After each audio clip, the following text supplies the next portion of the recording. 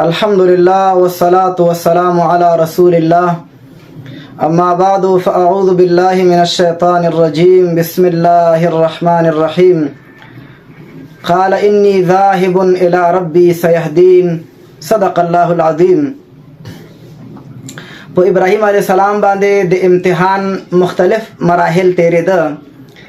اوله مرحله د ایمان مرحله وا چې کله یو انسان د نړۍ ته سترګې خلاصې کی نو دغه انسان په غټ امتحان کې وي چې آیا دا انسان په د کائناتو کې د کائناتو په د رنگونو خوندونو د دنیا په لذت او شوق او عیش او عشرت کې ورډوبېږي او کدا انسان خپل محبوب او مقصود او مطلوب ته رسیږي چې هغه الله دی.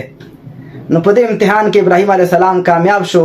بیا دغه امتحان نه وروستو بیا په انسان باندې د استقامت مرحله راځي چې اوس په ایمان دا انسان کلکیږي کنه. نو ابراهیم علیه السلام باندې دا مرحله هم تیرې شوې. خپل کور کې د مخالفت سره مخ شو تر دې چې د کور په ایمان او په دین باندې وشړل شو او ورپسې د معاشره د خلکو د ټولنې سره په مخالفت کې واقع شو تر دې چې د قتل منصوبې او پلانونه جوړېدل. بیا ورپسې د نظام او د حکومت سره او د بادشاه سره هغه ته په سترګو کې سترګې واچولې نو بادشاه مقابله وکړه. الله په هغې کې کامیاب کړلو تر دې چې ابراهیم علیه السلام ورته گزار شو. الله په اور کې ابراهیم علیه السلام بچ وساتلو. نو ابراهیم علیه السلام سره د دې نه چې الله د ټولو امتحاناتو نه کامیاب راوویستلو، سره د دې نه چې قوم لیدلو چې ابراهیم علیه السلام په حق دی، خو بیا هم د ابراهیم علیه السلام په مقابله کې قوم د وژلو پلانونو منصوبې تیارولې. په داسې وخت کې بیا د رسولانو په باره کې د الله قاعده دا وي چې کله قوم د رسولانو د وژلو پلان جوړ کړي نو الله رسول ته د هجرت حکم کوي. لکه څنګه چې مکې مشرکانو د رسول الله صلی الله علیه وسلم د قتل منصوبه په دارالندوه کې جوړه کړه نو د هغې نه وروسته رسول الله صلی الله علیه وسلم ته الله رب العزت د هجرت حکم وکړو. لکه سورة انفال کې راځي وَإِذْ يَمْكُرُ بِكَ الَّذِينَ كَفَرُوا لِيُثْبِتُوكَ أَوْ يَقْتُلُوكَ أَوْ يُخْرِجُوكَ. نو همدغه رنګ ابراهیم علیه السلام په خلاف هم چې کله قوم د وژلو پرېکړه وکړه ابراهیم علیه السلام ته د الله د طرف نه د هجرت حکم راغی. ابراهیم علیه السلام وفرمایل چې انی ذاهب الی ربی سیهدین، زه خپل رب ته هجرت کوم. سورة عنکبوت کې خو راځي انی مهاجر الی ربی، زه الله ته هجرت کوونکی یم. نو ابراهیم علیه السلام د عراق نه شام ته هجرت وکړ.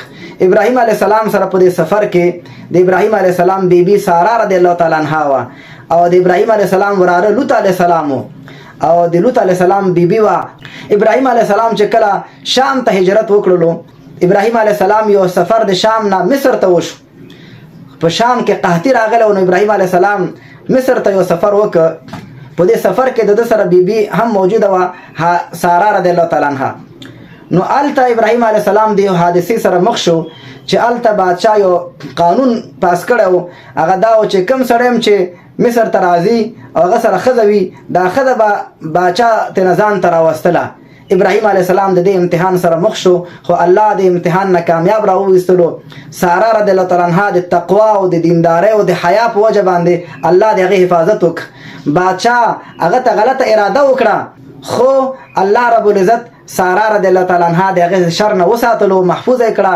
باچا به شل کېدلو، اعصاب او دماغ به یې کار پرېښودلو. نو باچا چې کله د ساره رضی الله تعالی عنها دا کرامت ولیدلو چې دا خو ډېر عجیبه ښځه ده، دا خو ډېر د کرامت والا ښځه ده، باچا خپل لور ساره رضی الله تعالی عنها ته د خدمت دپاره ورکړه چې دا زما لور به ستا خدمت کوي. نو هاجره بیبي ساره رضی الله تعالی عنها د خدمت دپاره ځان سره بوتلو. نو بیا چې کله وخت تېرېدلو ساره رضی الله تعالی عنها بچیان خو نه پیدا کېدل. نو ساره رضی الله تعالی عنها ابراهیم علیه السلام ته وویلې چې زه به دا هاجره بیبي تا ته په نکاح درکم نو ته د سره نکاح وکړه نو کېدی شي چې الله د دې نه بیا تا ته بچي درکړي. ساره رضی الله تعالی عنها چې کله دا سخاوت وکړلو بیا الله ابراهیم علیه السلام ته د هاجره بیبي نه اسماعیل علیه السلام زوی ورکړلو او ساره رضی الله تعالی عنها ته هم الله رب العزت د هغه سخاوت په وجه باندې بیا وروستو الله اسحاق علیه السلام بچی ورکړلو. دلته د یهودیانو دو دروغه چې هغوی په خلکو کې خپرې کړي دي. یوه خبره خو هغوی دا کړې ده چې د مصر د باچا وینځه ابراهیم علیه السلام ته ورکړې وه د دې دپاره چې د اسماعیل علیه السلام نسب صحیح ثابت نشي چې موږ خلکو ته ووایو چې اسماعیل خو د وینځې بچی و نو حقیقت کې داسې نو. اسماعیل علیه السلام د شهزادګۍ بچی و، ځکه اسماعیل علیه السلام مور چې دی د مصر د باچا لور وه، شهزادګۍ وه. یوه خبره خو یهودیانو دا دروغ خپره کړی. دویم دروغ چې یهودیانو خپره کړی هغه دا دی چې یهودیان دا وایي چې ذبیح الله چې ابراهیم علیه السلام کوم بچی حلال کړی و دا اسماعیل علیه السلام نو بلکې دا اسحاق علیه السلام.